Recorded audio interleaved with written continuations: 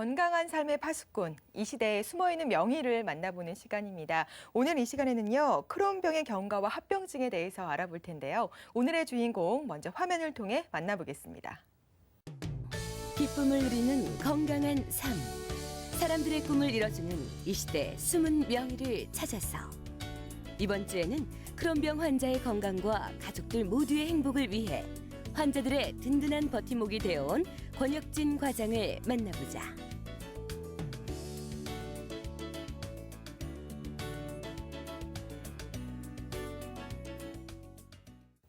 네, 이 숨은 명의를 찾아서 오늘 그 13번째 시간입니다. 오늘 이 시간에는 서울 송도병원의 권혁진 과장과 함께하도록 할게요. 안녕하세요. 네, 안녕하세요. 네, 반갑습니다. 오늘 이 시간에는요, 크론병 시리즈 마지막 그 6번째 시간입니다. 크론병의 경과와 합병증에 대해서 알아볼 텐데요.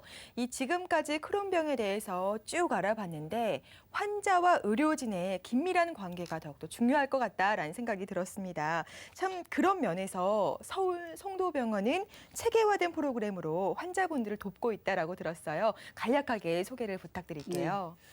저희 서울 송도병원에서는 현재 2년마다 크론병 강좌와 크론병 캠프를 진행을 하고 있고요.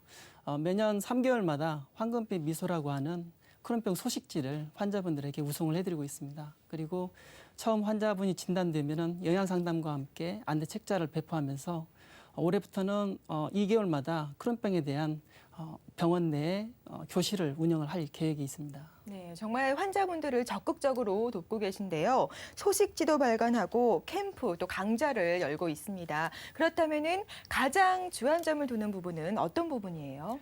처음 크론병 환자분들이 진단을 받고 난 후에 대부분의 크론병에 대한 정보를 인터넷상에서 얻는 경우가 많습니다. 네. 그런데 환자분들이 본인의 상태와는 다른 잘못된 정보를 얻는 경우가 꽤 많은데요. 일례로 본인의 질환은 경미한데 심한 합병증을 잃고 나서 스트레스와 우울증을 안고 병원에 내원하신 분들이 많습니다. 그런 분들에게 설명을 자세히 해드리고 싶지만 짧은 진료 시간 때문에 한계가 많기 때문에 이러한 캠프와 강좌를 통해서 보다 다양하고 정확한 정보를 드리고자 하고 있고요. 그리고 본인이 직접 영양 상담과 그다음에 식단을 짜봄으로써 생활 습관을 교정할 수 있도록 도움을 주려고 노력하고 있습니다. 네, 정말 인터넷상에 있는 잘못된 정보는요, 독입니다. 자신이 어떤 상태인지 정확하게 아는 것이 무엇보다 중요할 것 같은데요. 지금부터 크론병의 경과와 합병증에 대해서 자세히 알아보도록 할게요. 이 경과 과정에 대해서 설명을 좀 해주시죠. 크론병의 경과를 한마디로 표현하자면 재발 경향이 매우 높다는 것입니다. 네. 그래서 악화와 호전을 반복하는 것이 특징입니다. 크론병의 경과는 보통 활동기와 관해기로 나뉠 수가 있는데요.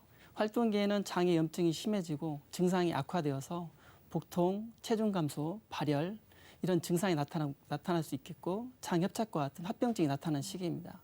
반면 관해기는 장의 염증이 호전되고 증상이 사라지는 시기입니다. 네. 하지만 이러한 관해기가 왔다고 하더라도 병이 완치된 게 아니고 크론병은 다시 재발할 수 있기 때문에 저희는 이 관해 상태를 완치라는 표현을 사용하지 않고 관해라는 표현을 쓰고 있고요.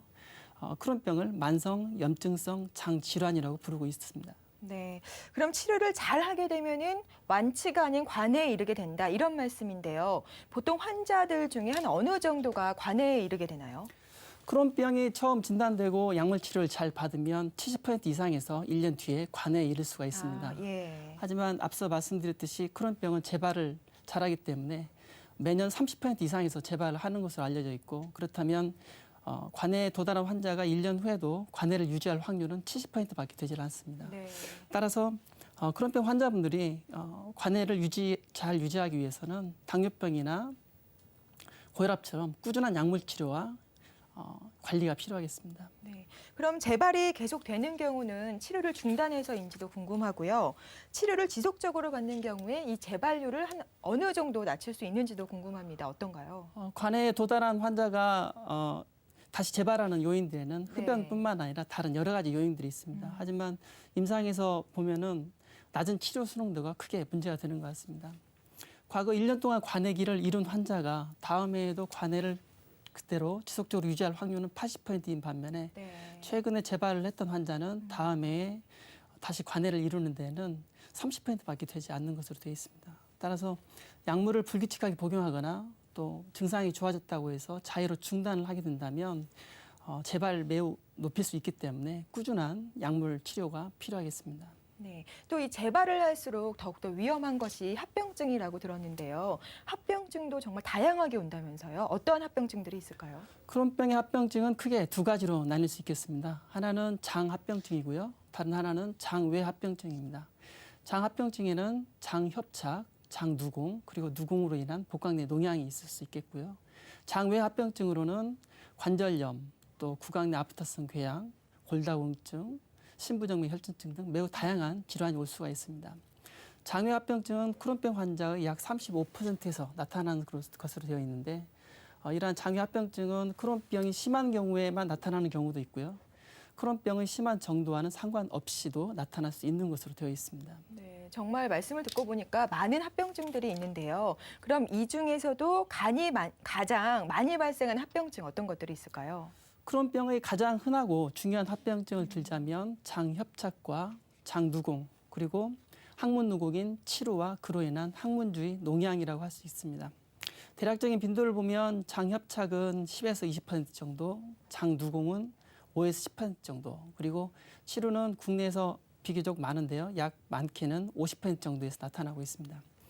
농양합병증은 서양의 경우에는 25% 정도로 보고하고 있지만 국내의 경우에는 치루와 항문주의 농양의 빈도가 높기 때문에 이보다는 더 높을 것으로 생각되고 있습니다. 지금 크론병의 합병증에 대해서 알아보고 있는데 이 대장암도 유발할 수 있다라고 들은 것 같아요. 사실인가요? 네, 2006년 영국에서 발표한 조사에 의하면 네. 크론병 환자는 일반인에 비해서 대장암의 위험도가 크론병에서는 2.5배 정도, 크론병 대장염에서는 4.5배 정도 높다고 되어 있습니다.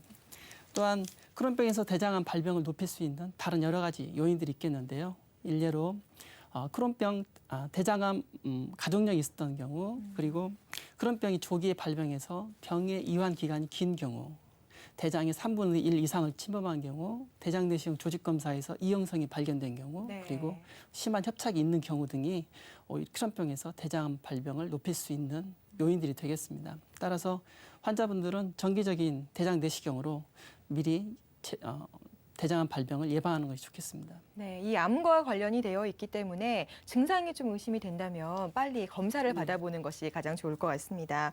그런데 주변에서 흔히 볼 수 있는 치료 있잖아요. 이 치료도 크론병 질환의 징후가 될 수 있다고요? 네, 치료는 크론병의 누공 합병증 중에서 가장 흔한 합병증입니다. 크론병 환자의 3분의 1에서는 크론병이 진단되기 이전에 이미 누공을, 즉 치료를 경험한 것으로 되어 있고 네.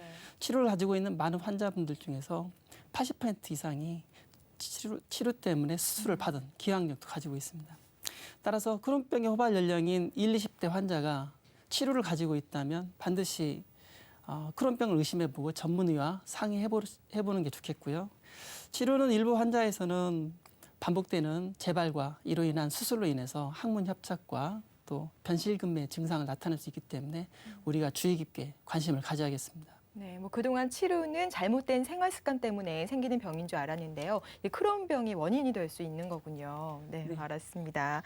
그럼 혹시 이 생활 습관이요, 병을 더 악화시킨다거나 혹은 호전시키는 그런 경우가 있을까요? 네, 이처럼 크론병에서 자주 보이는 치료를 생활 습관에서 예방을 할 수는 없습니다. 하지만 잘못된 습관을 교정을 함으로써 더욱더 악화되는 것은 방지할 수 있겠는데요.